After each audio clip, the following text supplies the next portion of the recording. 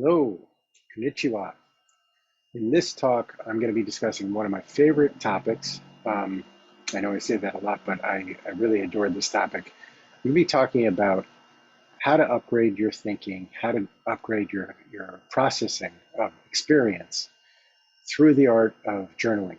And I started journaling by a lucky accident about 30 years ago, and I'm pretty sure I've written almost every day for the last 30 years. So journaling is always part of my life. And in this talk, I'm going to talk about why journaling might be worth your time, how you can go about starting a ritual, and different types of journaling, kind of the what is journaling and how do you spend your time when you are journaling. So, like I said, my journaling experience started about 30 years ago when I was talking to a friend, and we were talking about journaling, and I said that I had tried it a couple times, but it never really stuck. And he said this phrase that just really hit me. He said, "Oh, I don't feel like myself if I haven't journaled on a given day." For him, it was like a cup of coffee. It was an essential part of his day. And something about that concept just really went into my brain. And from that day forward, I don't think I've missed a day. Even when I'm on an overnight flight, I'll get up in the middle of the night, have a cup of coffee, and start journaling.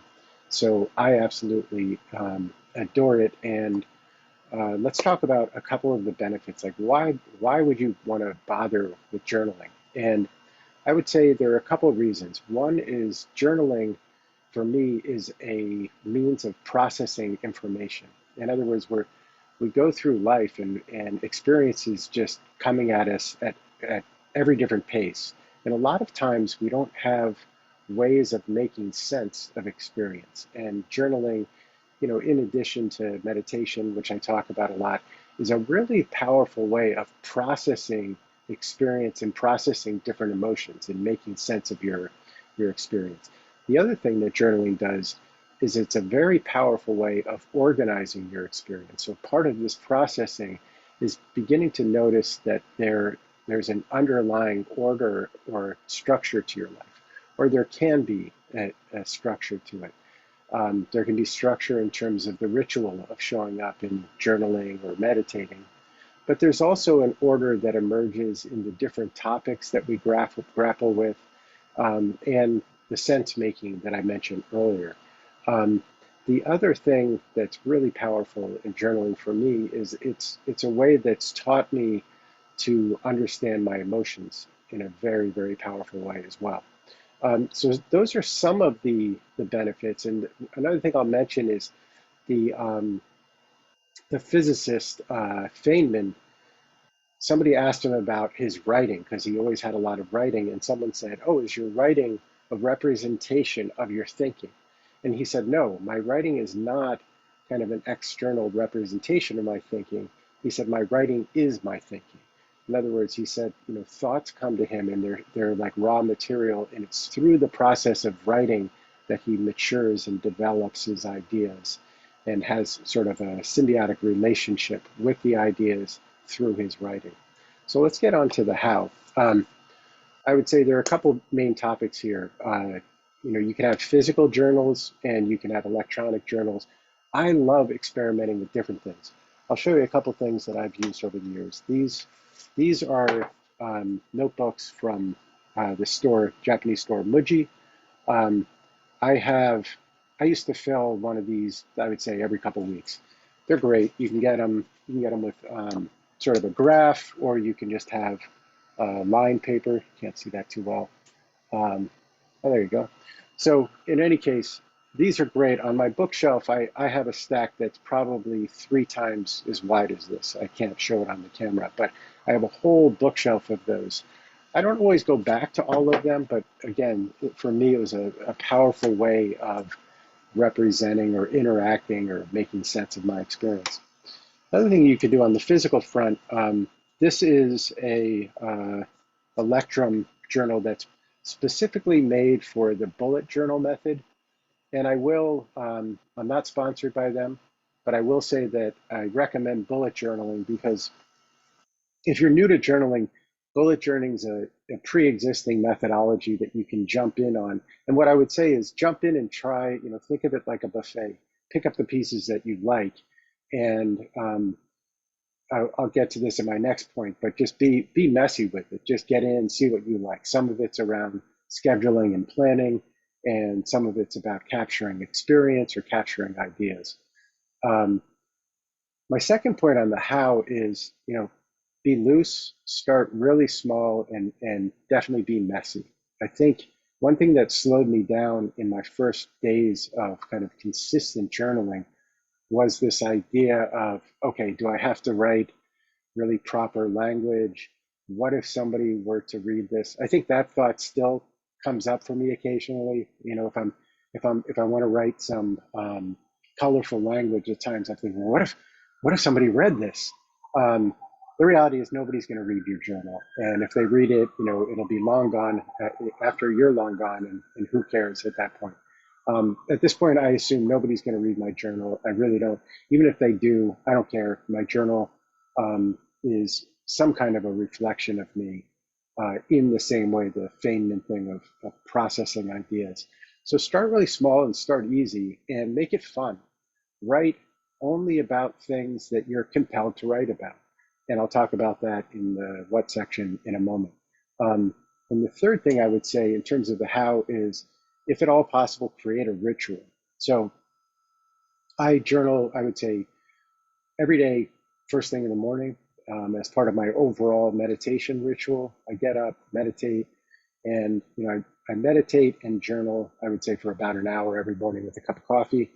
And that's something that I count on. Like I said, even if I'm on a plane overnight, I'll wake up and make sure that happens. That's, for me, is a non-negotiable. It's really one of my favorite times of my day. I adore that time of day. In the late afternoon, I also like to take another sort of meditation slash journaling break, because it's a way of me sort of settling down again, centering. And then if I do want to do a little bit more work towards the end of the day, into the early evening, it's a way that I can show up fresh for that. Okay, so those are some of the how of the journal. I missed one point. In the electronic form of journaling, you can use things like Evernote, which is a fantastic tool for capturing random ideas. Highly recommended. I've used that for a long time. So now my journal is part electronic, part on paper. I'm new to Notion, but I'm blown away by how powerful a tool Notion is. So not only for journaling, but for creating templates of things, and really for organizing information. So it's a very powerful tool as an extension of your journaling. And nowadays you hear a lot of people talking about building a second brain. And Notion is an example of one of the tools that people use to build a second brain.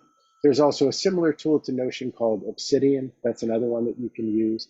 And then you can also use something very simple like Google Notes or Apple Notes, and just have notes for different things. I have notes for different lists, like restaurants that I like, books I want to read, shows I want to watch, films I want to watch, vacations I want to take.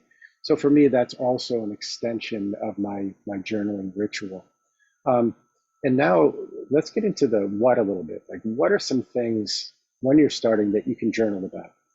Well, the first thing is, like I said, journaling can be a powerful way of processing your experience. So many people, I think when they think of journaling, they think about this type of thing. Like, today I did this, or I had a conversation with this person and it had this certain sentiment. So you're creating a narrative of events that you've experienced. Now, in bullet journaling, you do that, but it's more like you just keep a log of things that you did. You might also write with a little bit more of a full narrative about a rich experience that you had. If you had dinner with somebody and you wanted to capture some of the conversation, that's a powerful thing that you can do with this sort of event or experience capturing method of journaling. And another thing that you can do with your journal is, it's a place to, I would say, to workshop ideas for your dreams and for your goals. A lot of times people have an idea for a goal, but it's like they stop with the goal. And a lot of times the goal is just the initial idea, but then it needs some workshopping. It needs some development. It needs to collect ideas and to be project managed. So your journal ritual can be a really powerful place for that. So I think of, with goals and dreams, with future orientation, that's another powerful thing that you can do in your journal experience. And then also on this idea of processing experience, I would say I do this in two ways. Definitely if I've had, a really challenging emotional experience, like, something that you went through it and it's impacted you emotionally, you need to make sense of it. Instead of just ruminating over it, I like to journal on those things as a way of sort of unpacking what happened, a way of understanding what I'm feeling currently about it, what I might have been feeling at the time, what other people might have been feeling at the time. And this externalizing of this event helps me gain a little perspective on it.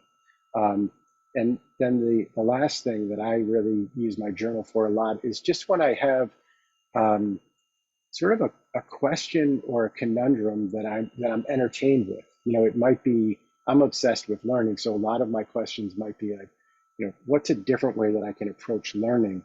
And I'll use my journal as a way of brainstorming ideas and exploring ideas and testing ideas. So for me, my journal is very often a workspace for new ideas that I'm testing in my experience. So again, that's the why of journaling, the how, and a bit of the what. And I highly encourage you to, pick up a notebook that you like, pick up if you have a favorite type of pen or pencil. And one thing I would recommend is make a little drawing or make something messy on the first page so that you break the seal. I'm embarrassed to say that my perfectionist side has bought numerous journals that sit on my bookshelf untouched to this day because I didn't want to put a mark on the first page. So that's why I love these Muji books, because I get it. The first thing I do is I immediately just get into the first page and dig in and start writing some stuff, and then I'm not too precious about it. So go get yourself a notebook, download something like Notion or Evernote or Apple Notes, and have at it. Really enjoy exploring, and yeah, I'd love to hear comments about it. Thanks.